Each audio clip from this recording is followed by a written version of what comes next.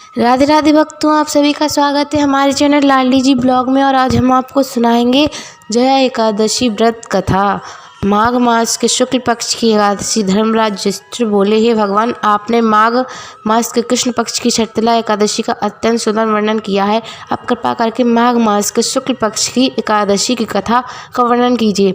इस एकादशी का क्या नाम है, इसकी व्रत की विधि क्या है। भगवान श्री कृष्ण बोले, हे राजन, माघ मास के शुक्ल पक्ष की एकादशी का नाम जया है। इस एकादशी का व्रत करने से मनुष्य ब्रह्म हत्या जैसे महापाप से मुक्त होकर अंत में वैकुंठ को प्राप्त करता है।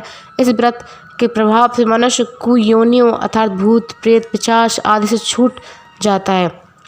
अतः इस एकादशी के व्रत को विधि पूर्वक करना चाहिए। हे राजन, मैं एक पौराणिक कथा कहता हूँ, उसे ध्यानपूर्वक सुनो।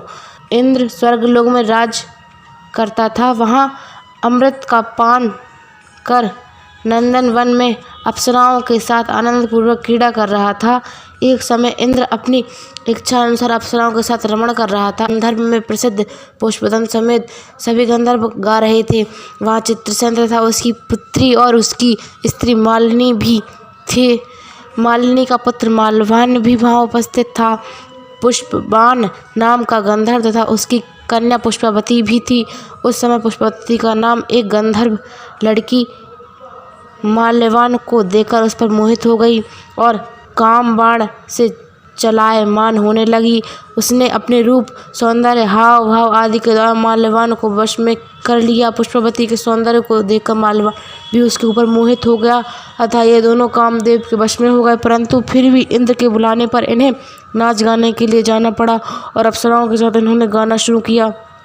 यद्यपि दोनों सभा में नाच गा रहे थे, परंतु कामदेव के प्रभाव से इनका मन नहीं लगा और अशुद्ध गाने लगे। ये भाव को देखकर इंद्र ने इनके प्रेम को समझ लिया और इसमें अपना अपमान समझकर इन्हें श्राप दे दिया कि तुम्हारे मेरी आज्ञा का उल्लंघन किया था। तुम स्त्री पुरुष का रूप धारण करके मृत्युलोक में जाओगे तथा पिशाच योनि में जाकर अपना कर्म फल भोगोगे।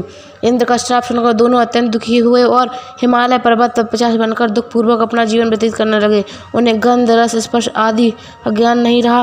रात दिन उन्हें एक क्षण भी निंद्रा नहीं आती थी। इस स्थान पर अत्यंत सर्दी थी, जिसके कारण इन्हें बड़ी परेशानी होती थी। एक दिन पिशाच ने अपनी स्त्री से कहा कि मालूम नहीं हमने पिछले जन्म में कौन से पाप किए होंगे जिससे हमें इतने दुखदायी यह पिशाच योनि प्राप्त हुई। पिशाच योनि से तो नरक के दुख सहना उत्तम है। माघ मास के शुक्ल पक्ष की जया नामक एकादशी आई। दोनों ने इस एकादशी को कुछ भी भोजन ना किया, ना कोई पाप कर्म ही किया। उस दिन केवल फल फूल खाकर ही दिन व्यतीत किया और महान दुख के साथ पीपल के वृक्ष के नीचे बैठ गए। उस समय सूर्यास्त होने जा रहा था। वह रात्रि इन दोनों में कर बड़ी कठिनता से व्यतीत हुई और सर्दी के कारण उनको रात्रि में निंद्रा भी नहीं आई। दूसरे दिन प्रातः काल होते ही भगवान की कृपा से इनकी पिशाच देह छूट गई और अत्यंत सुंदर अप्सरा और गंधर्व का देह धारण करके तथा सुंदर वस्तु तथा आभूषणों से अलंकृत होकर स्वर्ग को चले गए। उस समय आकाश में देवगण तथा गंधर्व उनकी स्तुति करने लगे। नाग इंद्र को भी इनको अपने प्रथम रूप में देखकर महान आश्चर्य हुआ और पूछने लगा कि तुम अपनी पिशाच देह के किस प्रकार छुटकारा पाए हो, सब बताओ। इस पर माल्यवान बोला कि हे देवेंद्र, भगवान विष्णु के प्रभाव से तथा जया एकादशी के व्रत से हम लोग पिशाच योनि से मुक्त हो गए हैं। इंद्र बोले, हे माल्यवान, एकादशी का व्रत करने से तथा विष्णु के प्रभाव से तुम लोग पिशाच देह को छोड़कर पवित्र हो गए हो और हम अन्य लोग के वंदना करने योग्य नहीं हैं, धन्य हैं। ऐसा जानकर इंद्र ने कहा कि अब तुम पुष्पावती के साथ जाकर सुखपूर्वक विहार करो। हे युधिष्ठिर, इस जया एकादशी के व्रत को करने से समस्त कुयोनियाँ नष्ट हो जाती हैं। जिस मनुष्य ने इस एकादशी का व्रत किया उसे मानो सब तप यज्ञ दान आदि किए हैं। जो मनुष्य भक्तिपूर्वक जया एकादशी का व्रत करता है वह अवश्य ही वैकुंठ में निवास करता है।